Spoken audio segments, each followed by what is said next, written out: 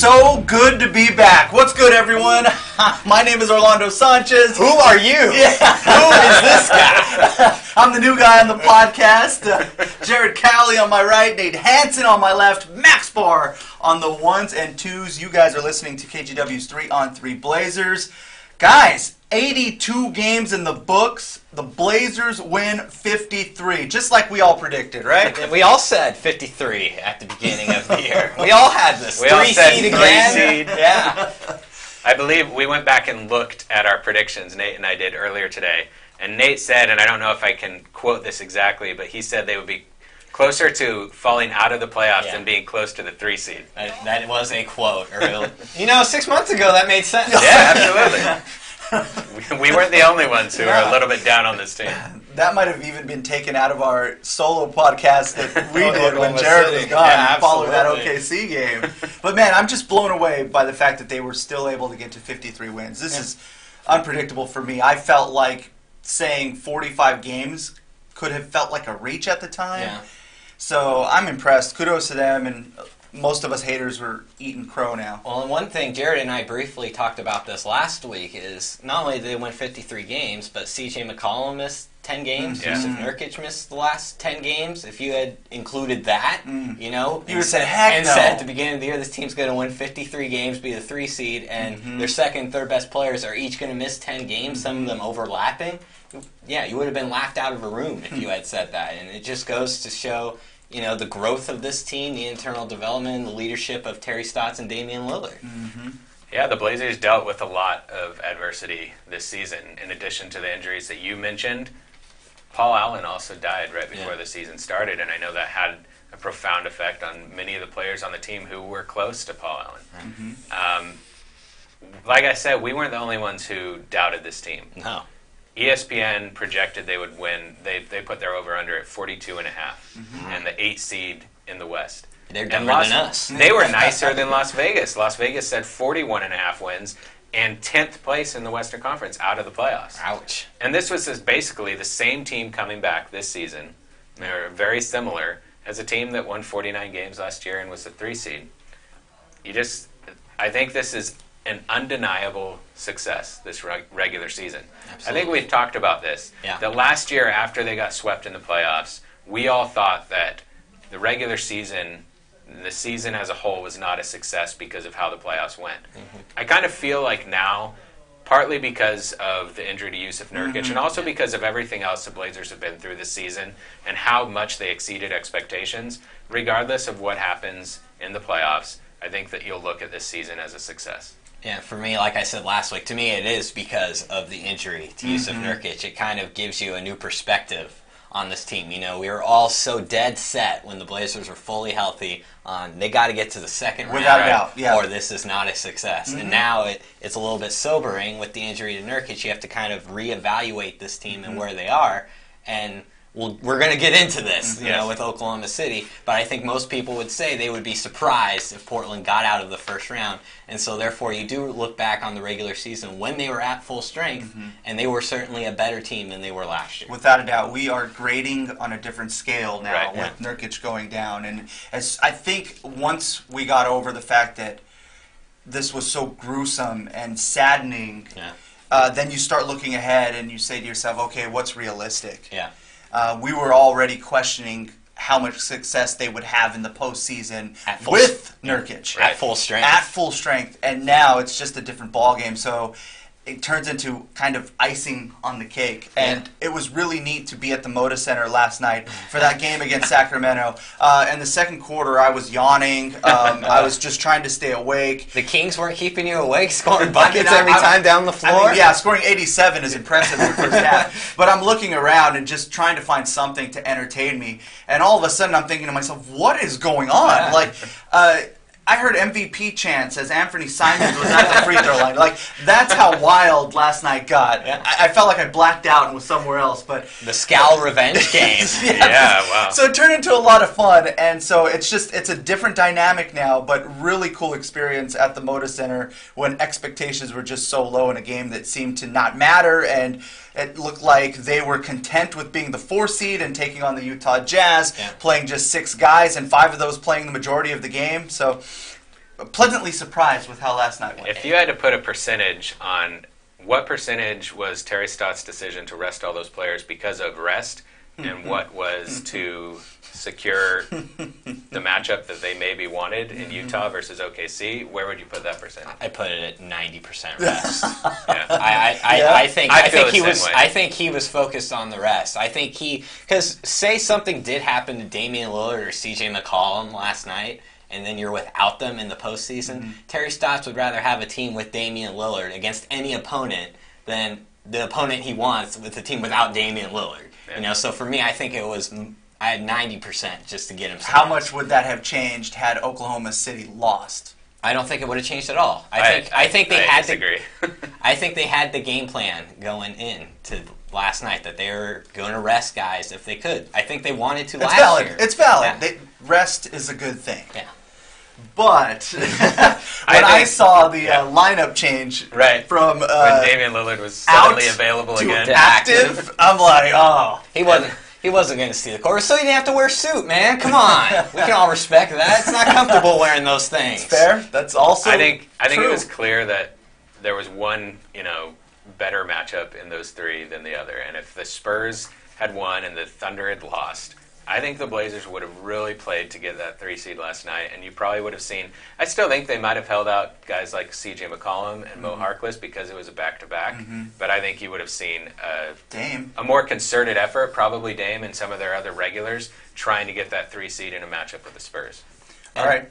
I'm just going to say, last night was one of the most fun games I had watching this team all season. It was so random. It was incredible. And it was, because these are guys, that we don't get to see play often. And it was cool to see the guys we usually see out there doing this, cheering them on the bench and having the time of their lives watching it. There was you genuine... gotta love Evan Turner. Yeah. Yes, without a doubt. Like, genuine excitement when you looked over at that bench. That's a good point. Yeah. Really cool to see. Yep. All right, you guys know the name of the game.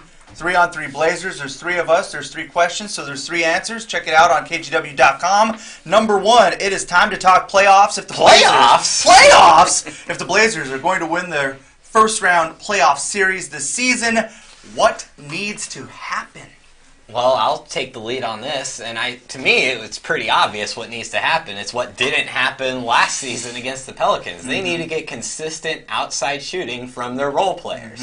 Last year, the Pelicans made a concerted effort to make Al-Farouq Aminu, Maurice Harkless, anyone not Damian Lillard or C.J. McCollum beat them.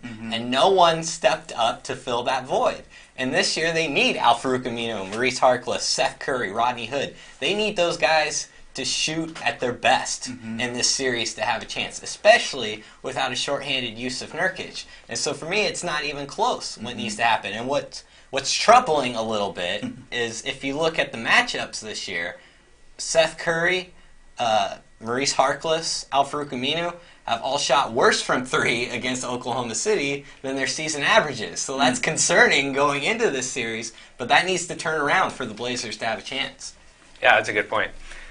Look, he just brushed that aside. Yeah, good point. Let me he talk was like, about that what was I cute. want to Saying it's a good point is not brushing it aside. It's the way you said it, Jared. You're so paranoid. All right, so I know that you guys are going to be spewing all kinds of negativity. Oh gosh, here we go. During this podcast. Here we go. Facts. And I would like to mix that up a little bit so it's not just a complete downer. Good. We missed this a month ago. Yeah, we needed to. Now, if you remember correctly, after the All-Star break, the Blazers had the 7-game road trip. Oh, gosh, he's bringing this back around. And nobody expected them to do anything on that road trip, including you two. Yeah. And I did a lot of research that changed my mind about what was going to happen on that road trip. And the Blazers proved me right.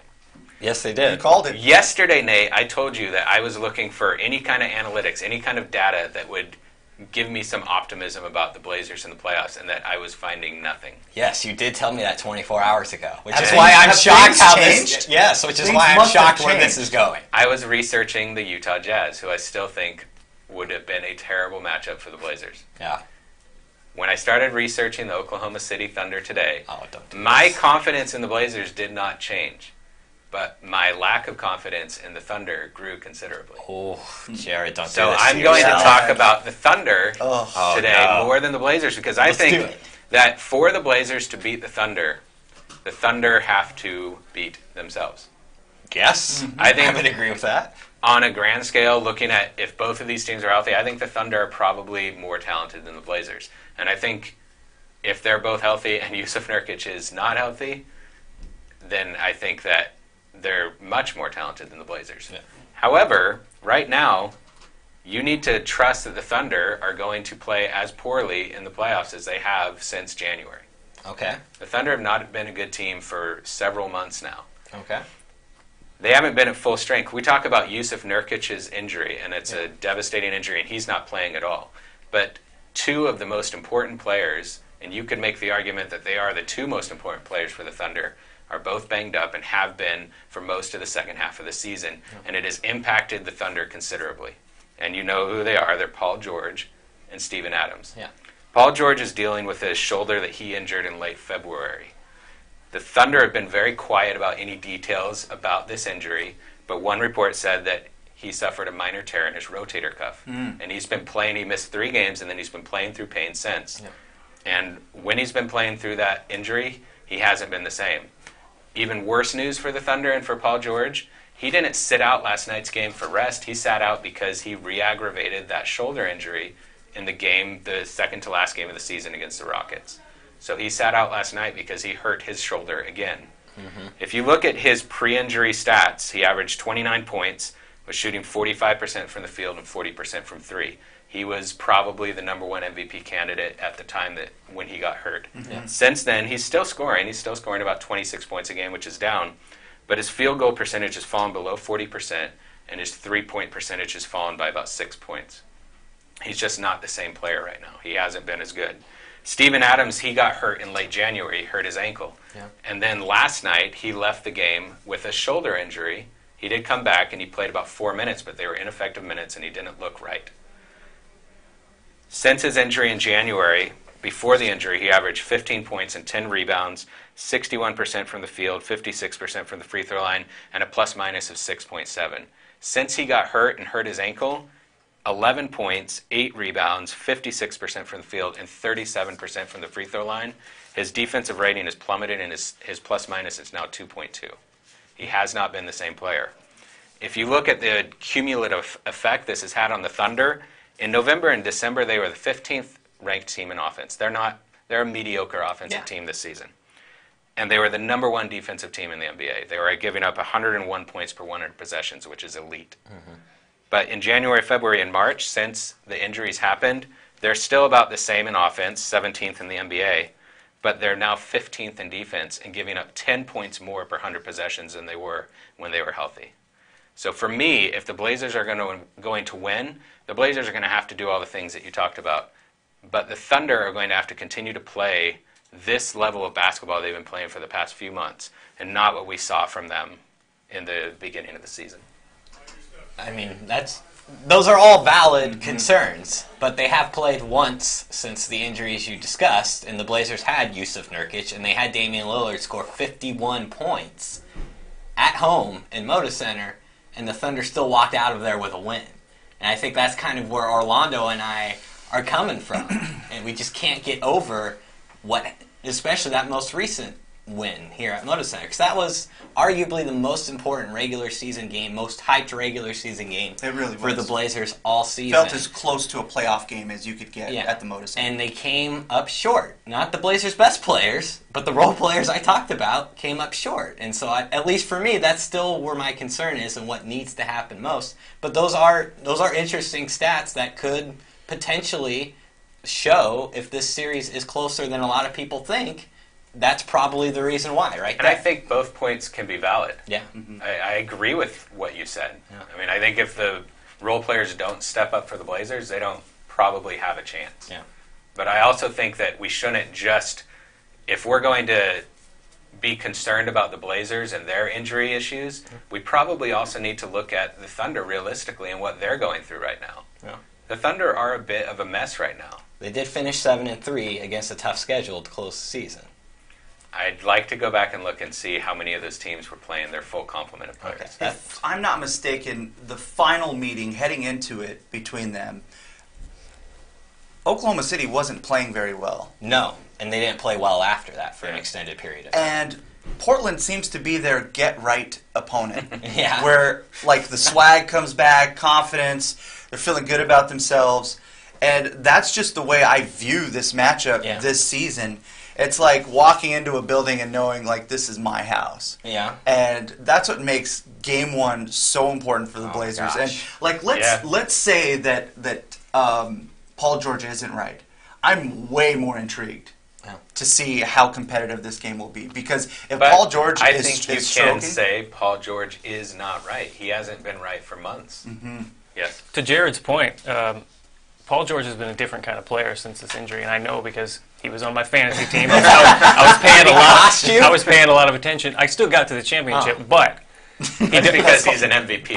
Paul George player. has not been driving to the basket as much. He has not been getting to the free throw line as much. Mm-hmm. And like Jared pointed out, like his percentages dropped considerably. Mm-hmm. He still scored 30 in the matchup 32, against but Portland. he was 8 for 24 from the field, and his defense has not been the same. And The that efficiency matters. is no longer there. I think the one thing that we'll probably all agree on was with your opening statement was the fact that you need Oklahoma City to beat itself. Yeah. And that requires Russell Westbrook turning back into the Russell Westbrook we know as a volume shooter that needs the ball in his hands all the time, taking a ton of shots, and really getting the rest of the offense out of sync. And maybe that happens when we say, all right, Paul George isn't the guy right now. He can't hit a shot. I need to take over. Yeah. And everyone else goes to sleep. Well, that plays into it. And Westbrook has been a difference maker in the season sweep for Oklahoma City. He's been good. He's been fantastic against Portland. He's averaged nearly 30 points a game, and his season three-point shooting average is 29%, but it was 35%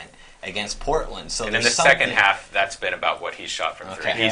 He's kind of turned around those shooting woes in the second half of the season. And I think the last game he shot like 14 of 28. Yeah. 2 of the 4 games he had a triple-double. Like, he's been a problem. So, but I expect him to be a matchup problem. I mean, he's a phenomenal player. But to your point, and to Jared's point, I think, as you said at the beginning, they can beat themselves, which is certainly something Portland That will is need. key Absolutely. to all of this. No more baby rocking. No. Man. All right, question number 2. Which player is most important to a potential playoff series victory for the Blazers? I'll start. Go for it. So I think that we're all going to have different players with our answers. Good. Yeah, and I think that's cool, and I think it's also indicative of what this team needs to be. They need everyone to step up. You can make the case for so many of these guys. But I'm going to go, and it might seem like an obvious choice, but I'm going to go with Damian Lillard. Okay. Yeah. And the reason for that is not just because he's their superstar, but it's because if you look at his career playoff numbers versus his career regular season stats, they're not that different. Yeah. They're very similar. But if you break it down and just look at his performance in every playoff series he's played in, they've won 2 series in the past 5 seasons. And in those series, he played like a superstar. Mm-hmm. And in the 5 series they've lost, he has not. Okay. And it hasn't just been that he's been, kind of normal Damian Lillard and then stepped up his game considerably in the series they've won. It's that in those 5 series losses, he's been much worse than what you see from Damian Lillard in the regular season.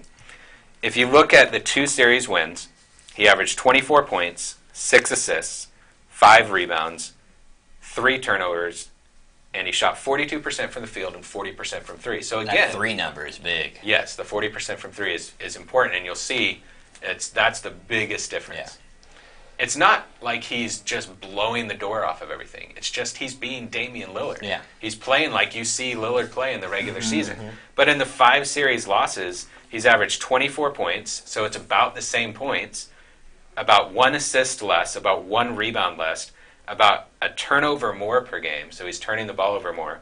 And he shot 39% from the field, and this is a kicker, 26% from 3. That's brutal. Damian Lillard needs to play like the superstar he is. Yeah. I know that he gets double-teamed, and he gets trapped, and he gets blitzed, but so do other superstars in the playoffs, and they find a way to get through it. Yeah. And a lot of times that's because their teammates step up, and Dame needs that. He absolutely needs that, but he also needs to step up. He needs to play like Damian Lillard, like the superstar he is, so he's my choice. And one thing to go along with the 3-point shooting, he, in addition to the role players I said who have struggled against Oklahoma City shooting from 3, Dame has struggled against the Thunder. He's shooting 25% from 3 in the 4 matchups against the Thunder this year. So, to your point, that needs to be better if the Blazers are going to win. So my guy, initially when I thought about this question, my initial instinct was to go with Enes Kanter because of the huge void defensively that is missing because Jusuf Nurkic is not in the game. And it also stuck in my mind the last time they played, the Thunder had 70 points in the paint, even with Jusuf Nurkic in there for most of the game. But then I looked at the other matchups, and the Blazers actually outscored the Thunder in the paint and were even with rebounds with them in the other 3 matchups. So I kind of started straying away from it at that point, and then I saw Maurice Harkless' numbers against the Thunder this year. And they are atrocious. Like, we know about his ups and downs. This may be the lowest of the low for Maurice Harkless against an opponent this year. He's averaging 2.5 points per game. Can I interject? And did he play in all 4 games? Did. Okay. He did. And he shot 16% from the field. Wow. And 25% from 3. Wow. And Jared did bring up, maybe we're seeing a different Paul George in this series than we saw for 3 of the 4 matchups in the regular season. But he is going to be key defensively as well in trying to limit the Oklahoma City's best scorer, Paul George. So to me, Maurice Harkless, you need him to be the Maurice Harkless we saw against the Lakers on Tuesday night. You need him to be offensively that guy because the Lakers did a lot of, I think the Blazers are going to see here in this series. At the end of that game, the Lakers were trying to do what they could to get the ball out of Damian Lillard and CJ McCollum's hands, and fortunately for the Blazers to come out on top, they needed a guy to step up, and Maurice Harkless was that guy down the stretch. They need Maurice Harkless at that level in order to win. At that level, or just how about the level he's played since the All-Star break? He needs to be better than what he's been. He needs to be more consistent because we've seen games. While he's been better, he has stretches where he's really good, and then he has stretches where you kind of don't notice him for a couple games. He needs to be really good in all of these games for Portland to have a chance. Yeah, you have to know he's out there. That's a really good point. Okay, so my initial person that came to mind was Mo. Yeah. Because we talk so much about him being the X factor. And that's kind of been my go-to. And I said, all right, let's go somewhere else. And as Kanter was the next person that came to mind. But I kind of strayed for some of the same reasons that you mentioned. So I decided to go what's closer to your thinking, and I'm picking CJ McCollum. Yeah. And it's for a lot of those reasons that you mentioned. Like, Dame is going to see double teams. Those blitzes are coming. They're going to do everything they can to get the ball out of his hands. So offensively, CJ has to be willing to take over, and he needs to shoot well. And the bottom line with all of this is he right? Is he 100%? Right. Like, what CJ are we getting? Because if we're not getting 100% CJ, I don't think the Blazers can win this series without him. And so we've mentioned him as somewhat of a liability on defense at times. He needs to have presence on defense. Yeah. I think Schroeder last night had 32 points. I know it was kind of a garbage throwaway game. But if his man goes off like that and it's not PG or Westbrook, like, they're toast. Right. And so I'm looking at CJ. And, you know, all of the talk at the beginning of the season was, all right, CJ, take that next step. Be an all-star. Be an all-star. Well, this is where that reputation is made, is in the playoffs, when all eyes are on you. And he has a huge opportunity now that blueprint has been set where anyone else can beat us but Dame. Yeah. So let's get the ball out of Dame's hands. And last playoff series, CJ, I believe, was the leading scorer in almost every game. Yeah. But he was still scoring like 20, 22 points. Like, if that is the game plan, he needs to go 30, 35. And until Game 4, his efficiency was not where it needed to be. Exactly. And it didn't feel like he was taking over. Right, yeah. You had to go to the stat sheet and be like, find it. Okay, it was underwhelming. Absolutely. So that's why I'm going with CJ. It's hard to know if he is right, just judging by the 2 games we saw him play. Yeah. Because you just couldn't quite tell. I mean, his efficiency wasn't great, but I'm not as worried about that. But I don't know. I think he looked like he was not limited in his movement.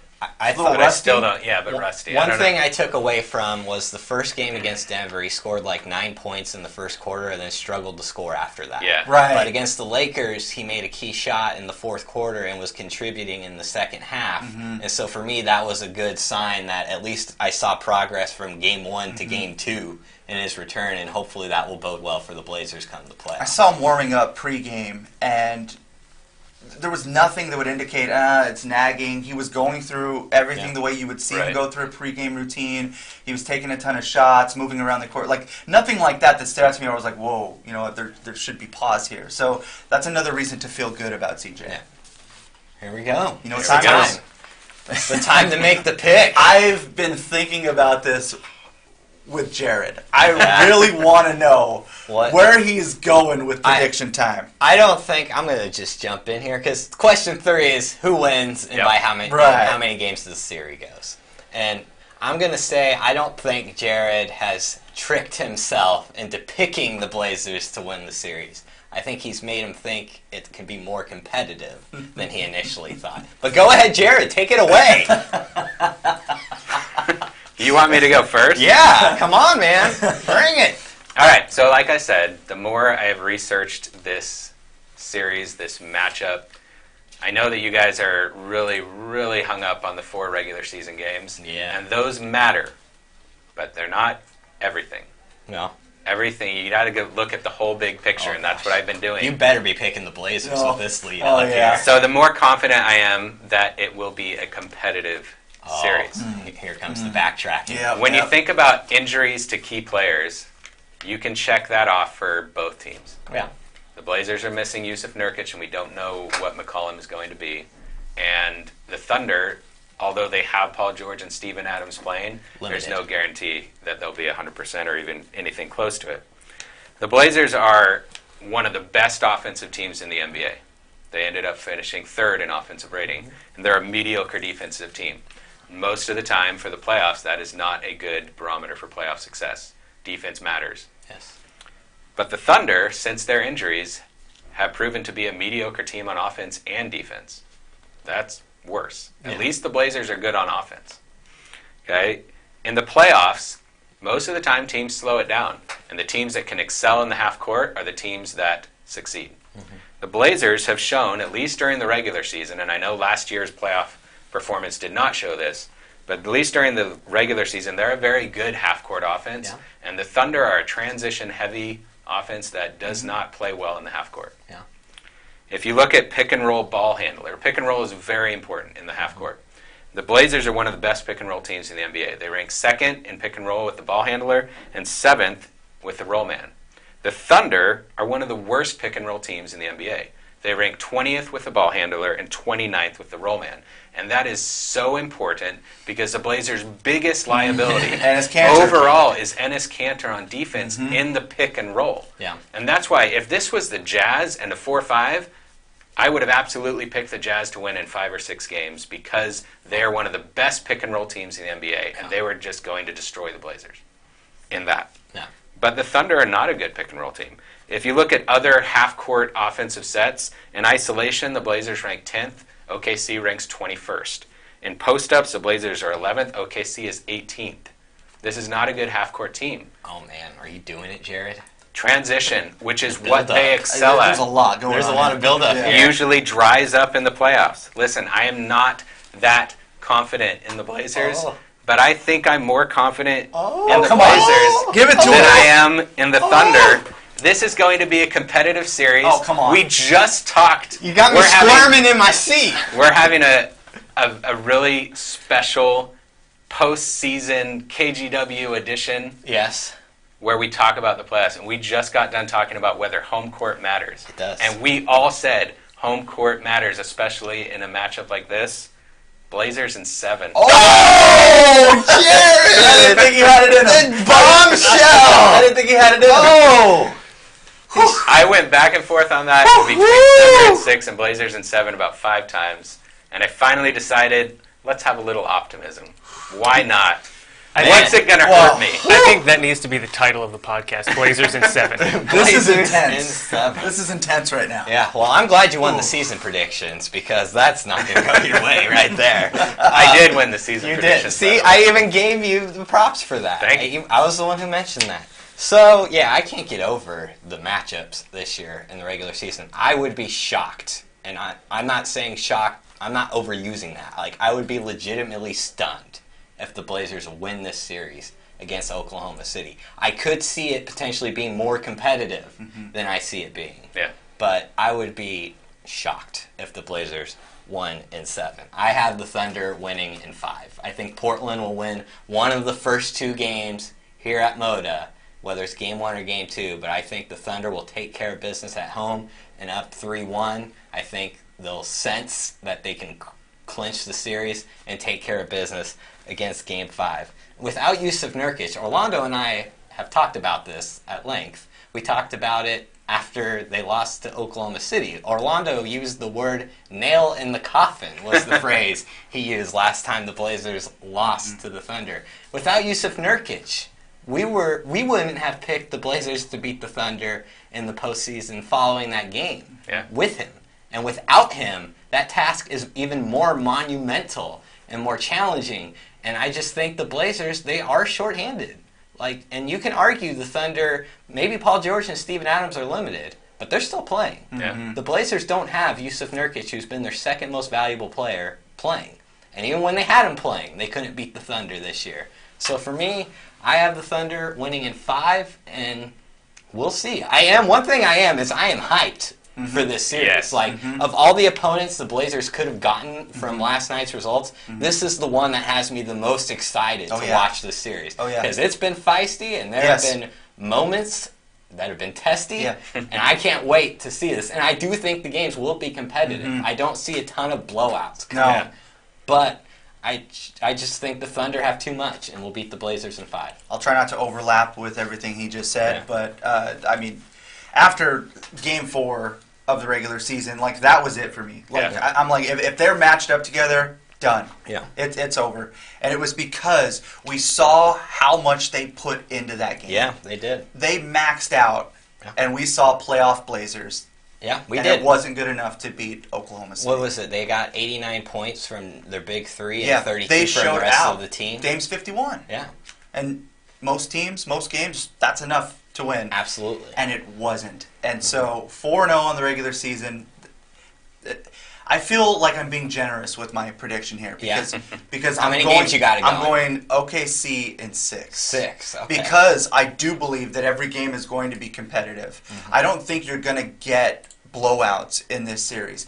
And from just an intriguing storyline, excitement. Oh man! This is it across the league. Yeah. I don't think there's a series that has this much hype behind it. That's why I got the ABC treatment on Sunday afternoon. It's gonna be so good. I mean, if you think back to the Nurkic headbutt with Paul George, the Westbrook tweet, Westbrook calling him a clown, the potential trip, the trip at half court where he flew, all of these things built up. I mean, you even had Dame and Westbrook jawing at each other at the free throw line. Well, the teams admitted this is a thing of beauty. The teams admitted after the last game that there is some tension. Oh hell yeah! When they play, and so I can't wait to see it because both these teams have known for most of the season they're going to be in the playoffs, and so this is where the real emotions really come out, and this is going to be fun.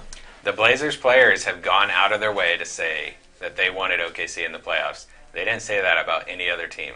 They're hyped for this. They're hyped, but they may regret what they wish. Yeah, we'll see. Here we go. It's your time. It's the MVP of the podcast. There's no story time. There's no story time, but it is time for Rip It. Oh. Guys, Max Barr is the host of Rip It. He's also the true MVP of this podcast, and now a champion fantasy baseball player, too. Yes. Take it away, Max. I don't know about that. There we go. You know why he's a champion fantasy baseball player? Because he came to us for advice. And because he had Domingo Santana from the red-hot Seattle Mariners. Okay, let's move his on. roster. There we go. You managed to do it, man. I fit it in there. He's the next big poppy, guys. 13-2. Wow. Before we get to everyone's favorite game, I want to remind our wonderful listeners you can subscribe to 3-on-3 Blazers wherever you get your podcasts. And if you're listening to the show on iTunes, please rate us and leave us a review. Please. Yes. We love reviews. Yep. We love 5-star ratings. Yes, especially give it to us because Jared picked the Blazers to win. He might be the only person. Blazers in all of in 7, Portland baby. I might be putting the it only on the person line right there. anywhere who's picking the Blazers. Picking the Blazers. Guys, it's great to be back with a playoff edition of Rip It. I've been waiting for this. We are coming off an absentee championship by Orlando. Yeah, that was Is that right? You didn't even know that? Oh my gosh. This is great. What a sham. He subscribes, but he may not listen. Wow. Congrats to you, Orlando. This feels good. Jared's This feels championship the week before lasted 2 minutes. Yeah, Yes. 5 minutes. 'Cause we had 2 Rip It champions. A 2-minute championship. I'll still take it. So let's recap the final Rip It of the Oh, regular gosh. season before we begin round 1 of the Rip It playoffs. I can't believe you didn't even know you won. What? It's literally the most important thing we do. I don't know what we spent the first 30 minutes. This is amazing. It really is. Man. Okay, so we're going back to the home and home with the Nuggets. So we're Blazers at Nuggets. The question was, which player will finish with the most rebounds? Nikola Jokic, Enes Kanter, or Paul Millsap? Whoa. Orlando and Jared picked Jokic. Nate, you went with Kanter. I did. I think I may have got that with this one. This may be going my way. Millsap, 7 boards. He scored a lot in that game, though. Yeah, He sure did. Kanter, 7 boards. Oh, really? Oh, no. Jokic, 13. Oh, the Joker. That's a big win. Yeah, it is. Woo! He had like 25 points. He only has 7 rebounds. That's So right. are you rescinding your He membership had- in the no. 20 Cantor fan club? No. 24.7 rebounds in that one. Oh my gosh! I can't believe he only had 7 boards. Let He you was down. great. Yeah, So he was now- great in that game. We're moving back to the Moda Center for Blazers versus Nuggets at home. The question for this game, which player will score the most points? Rod Hood, Gary Harris, or Will the Thrill? Oh no! And you all picked different players for this question. Yeah, I don't Did they all I don't play? think my guy played. They all played. Oh, Okay. okay. They all played, luckily. We Because I know we're going to have a few questions. we avoided a DNP. We got some absentee. Yeah. We avoided a DNP. So, Orlando, you went with Gary Harris. That Excuse might me. not be bad. Jared, you went with Rodney Hood. That also may not. And be Nate, bad. you went with Trill Barton. I don't feel good about that. Barton, 9 points. Yeah. All right. He came in third here. Yeah. Rodney Hood with 11. Harris, 18. I Oh, told there you you you go. could feel okay about Gary that. Harris. I remember that. They had to have someone score. Right, They didn't have exactly. Jokic or Murray. Orlando off to a hot start here. Blazers at Lakers. He knows it at least this I time. was just thinking about what I can't remember what the question was for Blazers Kings, but We'll get to that. we're not going to be anywhere near anything that actually happened. Blazers at Lakers. The question for this game, which player will make the most threes? Seth Curry, Reggie Bullock, or Lance Stevenson? Oh, I remember who I picked. I know. who I Jared, picked you too. went with Reggie Bullock. He didn't play. He did not play. Oh, that's too bad. Orlando and Nate both picked Seth Curry. I had a guitar jam, if I remember Yeah. right, when I made that pick last week. Yeah, you were the only one playing the guitar because Lance, I could not find Lance on the box score. He didn't He play. did not play, but there's no coach's Oh, decision. really? He's not even on the box score. Wow, in he this got game. ghosted. He was Yeah. playing the guitar. He was jamming. He may not have even Made been him on the dance, bench. huh? Who knows? Curry 5 for 8 from 3. Yeah, Nice. buddy. Got Right. one. Do you So have 3? 2, 3? Oh man. Oh my gosh. It's already perfect. over. No, we got 2 more left. We got I the. know. Blazers But it's over. versus Kings, the season finale. Which player will block more shots? Zach Collins Oh, Oh, he played. or Marvin Bagley? They both played. whoa. Good question, Max. Collins thank only you. played That's a 13. good, that's a Well good done. question to actually Yeah. have 2 players who actually Yeah. ended up playing in that. By the way, last week I also said that Scal might start. He started. Yeah, he did. He dropped like 29. Yeah. 29 and 15. Woo! Okay, Nate and Orlando went with Zach Collins. Oh, no. Jared, you went with Marv. Oh, no. I have no idea though. Collins played 13 He minutes, did. 0 blocks. Yeah, I didn't recall Marvin why. Bagley, 30 minutes, 0 blocks. Oh, Come on. that may be the was first gonna time that has happened this year, where all the contenders put up nothing. Come on, Bagley. Yeah. He played 30 That's minutes. a lot of work. Anthony Simons is a little dude. I don't know how he didn't get 1 block. The wild card Could at least question. block Myers Leonard. There you go. Oh, even Myers. That's a good dig. The wild card question was, in how many of the Blazers' final 4 games will Enes Kanter get a double-double? Oh no. And you all picked different answers here. Yeah, I went low, I think. Nate, you went with 2. Yeah. Orlando, you said 3, and Jared, you said all 4. He didn't play. And we know that's not the case because he did not play Get that outta against here. Sacramento. Hey, wow, Jared. So, as I mentioned earlier, in the game at Denver, 24 Yeah, points, no. 7 rebounds. Yeah. I'm thinking none of us got this one either. In the That's home right. game against Denver, 11 points, 13 rebounds. Nice one. So there's he was one. way worse in that game, too. And then in the game in LA, 22 points, 16 rebounds. Oh! Which means Nate gets that question. Which He had means 2 I double-doubles. go runner-up. Way So to let's go. look at the totals. Story of Jared, my life. 1 out of 5. Ending the season on a low note there. Wow. That may as well have not shown up today. Nate, 2 out of 5. Man. Orlando, another championship. Oh, my He is gosh. peaking at the right time, 3 out of 5. I'm glad I could be back for Back this to back. Congratulations. Oh my gosh. And you actually are aware that you're a Rip It champion for this Appreciate coming that. week. I can't believe. It feels even better than it did. Then last it did time. when you didn't When know. I didn't know. When you had no idea. I Like, bet it feels pretty good. It does. It feels really good. I kind of right. wish we were keeping track of I the told you standings, guys to but I do think this. Orlando would be way ahead. I think Orlando did win. Well, the regular season is behind us. Yeah. That don't Welcome matter. to the Rip It playoffs. Oh, Yes. This is where legends are made. We have entered the Rip It postseason, which will Wow. continue for as long as the Blazers remain in the NBA playoffs. Oh gosh, that's not gonna be. You are no longer concerned with weekly Rip It championships. Nope. The Rip It playoff championship Oh. will be awarded to the player with the most total correct Oh. answers Awesome. throughout the entire Blazers postseason Wow. run, starting right now. Whoa. This is incredible. How can you not be hyped for this? I am. Wow. Dude, there should have been. That should be the Blazers intro for Sunday. This right is there. the Rip It playoffs. Here we go. Game 1 against the Thunder. Uh-oh. First question. Which player will score the most points in Game 1?